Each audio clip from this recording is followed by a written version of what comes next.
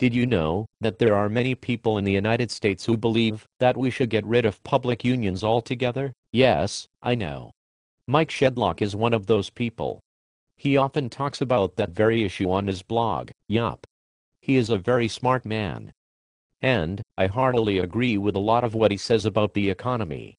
However, I think that calls for the elimination of organized labor miss the economic mark. Well, I may have to side with Mish on this one. Unions demand salaries and pensions and healthcare benefits and all manner of totally unsustainable and unaffordable remuneration.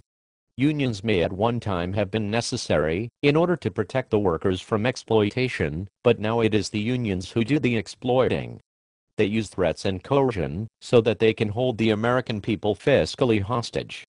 I mean, why should the taxpayers have to subsidize the six-digit salary of a union man or woman when that same taxpayer cannot even make his own ends meet? Your arguments are compelling. And just for today, I'm not going to play the moral and ethical card in these debates. I'm simply going to make a financial case for why the abolition of organized labor would be an unmitigated disaster for the American economy. Okay. Thanks. It is refreshing to hear that you are not going to bludgeon me with moralistic arguments. So, here is the point.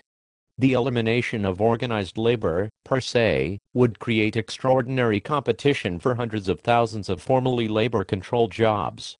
It would also compel many companies to repatriate operations that, over the past decades, have been offshore due to administrative and labor-related costs. Sounds to me like you are in fact boosting my argument, rather than contradicting my position. I'm not finished. Okay, so it is fair to assume that hundreds of thousands of new jobs, for which we must also assume the competition would be fierce, would allow employers the opportunity to create salary structures that reflected the federal minimum wage requirement. In other words, unemployment numbers would fall pretty dramatically, but all of the newly employed people would be earning somewhere in the neighborhood of $12,000 per year. That's better than being unemployed, isn't it? Is it? A woman or man bringing home $1,000 per month cannot live without still receiving some sort of help from the government. Rent, food, energy, child care, health care, you name it. For most people, $1,000 would pay for housing and a couple of weeks' worth of food.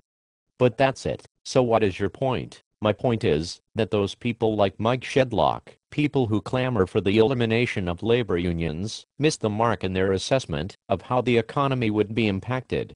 They see immediate savings with regard to unfunded pension liabilities, and they see enhanced competition for jobs. They see the end of the stranglehold that public unions place upon the system. But what they miss is that, even though the U3 measure of unemployment would likely drop by 2 entire percentage points, the number of people seeking government assistance would rise dramatically. The number of people seeking government-subsidized health benefits would rise dramatically. The number of people living below the poverty level would rise dramatically. What people like Mike Shedlock refuse to acknowledge is that such a change would accelerate our descent into the realm of banana republicanism. And, while in the short term the benefits of such a move might appear financially and self-righteously worth it, over the long haul the United States of America would be ripped to shreds by class struggle. The elimination of organized labor would exponentially accelerate the disappearance of the middle class. Interesting argument. So, if I understand your position, being anti-labor is actually a vote in favor of increased Wall Street power and a vote against democracy? Well, yes. That is a good way to put it. You see, the great irony in Mike Shedlock's position with regard to organized labor is this. The elimination of public unions might mean savings and apparent fiscal positives for a moment, but in the end such a move would precipitate and hasten the arrival of all-out class warfare in this country. And in another ironic twist, class strife is often mitigated by our government through prosecuting wars of aggression abroad.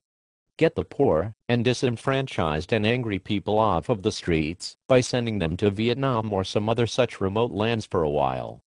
And Mike Shedlock thinks that the military is another huge problem vis-a-vis the economy. Yes, he does. Well, your arguments are worthy of consideration. Thanks.